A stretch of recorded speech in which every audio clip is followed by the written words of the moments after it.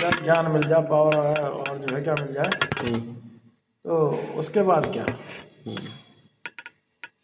मान लिया एक सन्यासी को ईश्वर भी मिल जाए तो क्या? सही कह रहे हो। ईश्वर के मिलने के बाद वो कह देते हैं कि चल मैंने तुझे यहाँ छोड़ दिया, तू यहाँ भटकता रहे, क्या क्या होगा? लेकिन तो तुम्हें जाना ही है। बहुत सही बात कही। हैं? और रही बात किसको दिखाओगे, हैं? ये बताओ ना मुझे उम्मीद भी नहीं थी। नहीं किसको दिखाओगे कि तुमने कुछ पा लिया? क्या पाया? क्योंकि जब ईश्वर के बाद मुक्ति है तो तुम किसको दिखाते फिरोगे?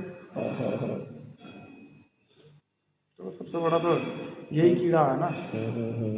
अरे कीड़ा तो मरेगा नहीं, आदमी की बुद्धि में कभी नहीं मरता है, बुलबुलाता रहता है।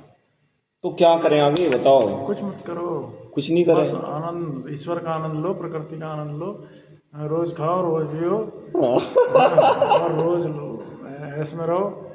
देखिए बीमार होकर भी वैसे मरना, शक्तिशाली होकर भी वैसा, बस शरीर को स्वस्थ रखो, ठीक, मन को स्वस्थ कर लो,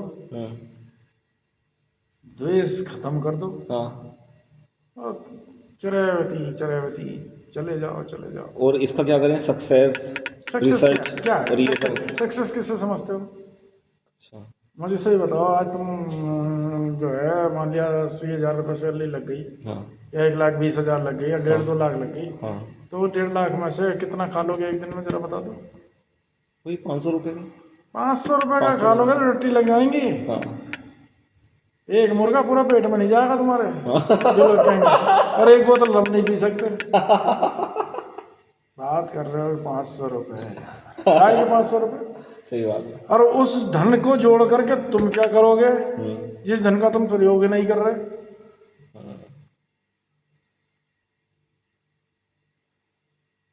अगर 1 लाख रुपए की सैलरी मेरे पास हो तो मैं सीधे मर्सिडीज में घूमूंगा, और मुझे पता है कि साला कितना पेट्रोल खा जाएगी। धन जोड़ने का क्या कारण है? धन जोड़ने का एक ही कारण होता है कि हम स्वस्थ जी लें, अच्छा जी लें, थोड़ा सा खाए पिए मौज लें।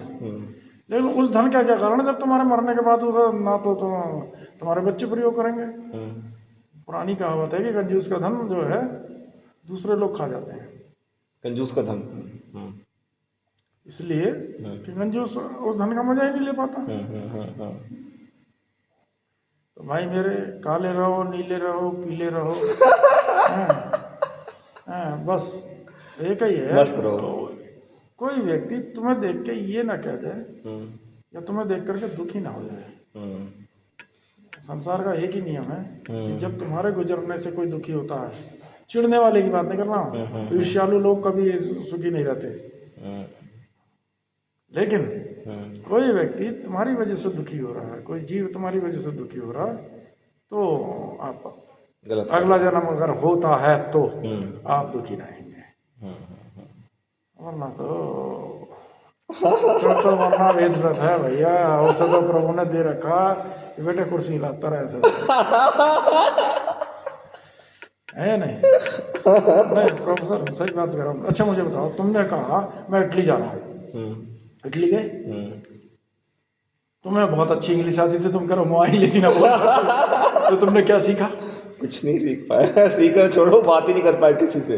हाँ है, लोग वहाँ नंगे घूम रहे थे बीच पे, तुमने क्या सीखा? तुम कपड़े पहन के घूम रहे थे, तुम क्यों नंगे नहीं हुए?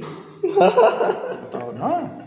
कहने का मतलब यही है ना कि आप दुनिया की ओर नहीं कर सके, तुम दुनिया में सब कुछ पा करके भी बुद्ध हो जाओगे।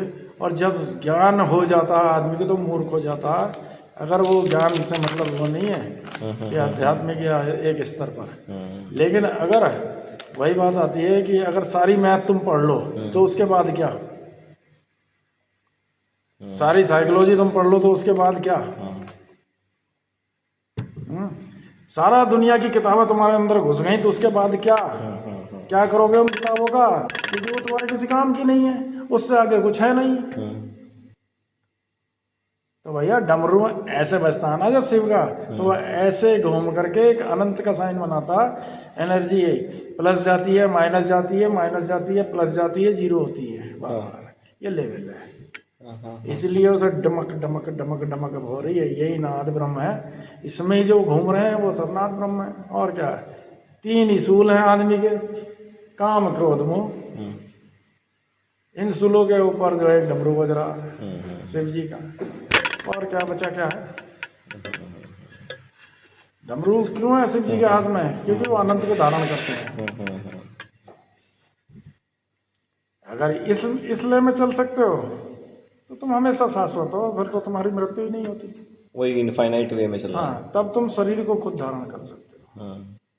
अदरवाइज अभी मैं भी मोह में हूँ, तुम ये मत सोचो मैं तो कतई वाला शराबी हूँ, कतई वाला भंगेड़ी गंजेड़ी कह लो। कहने का मतलब ये है, हाँ, आनंद दुख में भी है और आनंद सुख में भी है। और वैसे तो मैं कहूँ कि सुख कुछ होता ही नहीं है, वो दुख भी कुछ नहीं होता है। हाँ, दुख भी कुछ नहीं। देख लिया मैंने। उसकी वजह कि जब हम तुम बातें कर रहे हैं इसमें ना एक अजीब सी अनुभूति तो होती है। अगर तुम मुझे देख के दुखी हो जाओगे तो तुम दुखी हो गए। आपको देख के कौन दुखी हो सकता है? और तुम अगर मुझे देख करके सुखी हो रहे हो तो तुमसे बड़ा ब्रह्म ज्ञानी कोई नहीं। कहने का मतलब ये है कि आप किसी को देख करके अरे यार ये तो ये कर रहा है, मेरे पास नहीं है, तो अबे नहीं क्यों नहीं है, मेरे पास तो बहुत कुछ है, सारा ब्रह्मांड ही मेरा। अभी यहाँ से चलूँ, कहीं भूख लगेगी खिला देगा कोई भी, सही बात। और तथास्तु बोल के चला जाऊंगा कि जा अच्छा आनंद ले। कहने का मतलब यही है ना, प्रोफेसर कुछ नहीं है, कोई पढ़ाई नहीं है, कोई कुछ नहीं है, सारा तत्व ज्ञान शरीर के अंदर बैठा हुआ है। और जब आप तत्व ज्ञानी हो जाते हैं तो आपकी फिजिक्स केमिस्ट्री सब अपना आप ही निकलने लगती है अंदर से। वो आइंस्टीन को क्या लिखा था, E=mc²। अरे उसे छोड़ो, कि क्लास से बाहर कर दिया था और एक पेपर दिया था उसकी माँ को कि तुम्हारे बच्चे को हम नहीं पढ़ा सकते, दुनिया का सबसे बड़ा बुद्धू इंसान है। सही कह रहे हो, इसकी ऑटोबायोग्राफी में है। और वही व्यक्ति दुनिया का महान सापेक्षता सिद्धांत और क्वांटम थ्योरीज और इनसे ऊपर चला गया। तो आप कैसे करो, क्या तब वो पढ़ा? और उसमें जब वो बुद्धू था तो फिर वो पढ़ कैसे गया? कहाँ से आ गया वो ज्ञान? ये मशीन जो है ना तुम्हारे पास, यही है वो सब। जब आपका विशुद्धि चक्र जागृत हो जाता है ना, तो आप पौधों से लेकर के हर जीव के वाइब्रेशन को सुन करके पहचान के बता सकते हो कि ये बस यही है। किसी भी भाषा को आप कंट्रोल कर सकते हो बिना पढ़े। विशुद्धि ये 16 मात्राएं आपके गले में जीती हैं।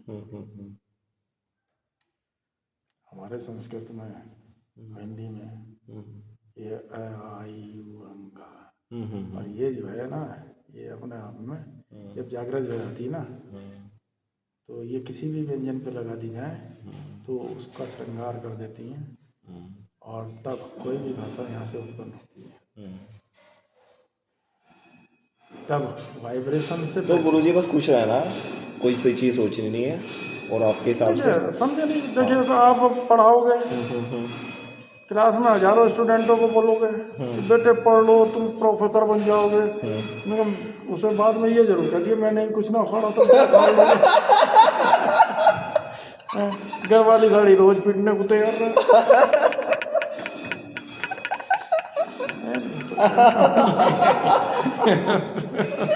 सही बात बताओ। अच्छा, हाँ, पता है सबसे ज्यादा आत्महत्याएं कौन लोग करते हैं? जो सबसे ज्यादा पढ़े लिखे होते हैं। वो तो है ही। IITs में आजकल देखो, रोज न्यूज में आ रहा है कि ये सबसे PhD स्टूडेंट्स सबसे ज्यादा जो वो कायर होते हैं। पता नहीं क्या स्ट्रेस ले रहे हैं फालतू। दुनिया बदली किसी से ना, कुछ भी कोई चेंज नहीं है। परशुराम ने कहा था मैं सारे क्षत्रियों को मिटा दूंगा, आज भी क्षत्रिय बंदूक लेकर घूम रहे। परशुराम का ही पता ना। राम जी ने इतने रावण मारे, लेकिन साले फिर रावण खड़े हैं। एक रावण मारा और साले 100 रावण पैदा हो गए।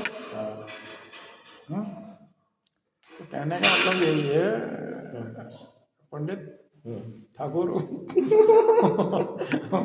तो कहने का मतलब है कौशिक साहब बस यही है। मैंने कहा काशीपुर आया, गुरुजी से ना मिले तो मतलब नहीं है यार, और क्या, पता नहीं यही चाहिए था। कुछ लोग मिलते हैं कुछ लोग नहीं मिलते। हम तो यार किसी से बस दिल लगा लिया तो फिर तो मिलना ही है। चलो आज की सभा समाप्त करते हैं।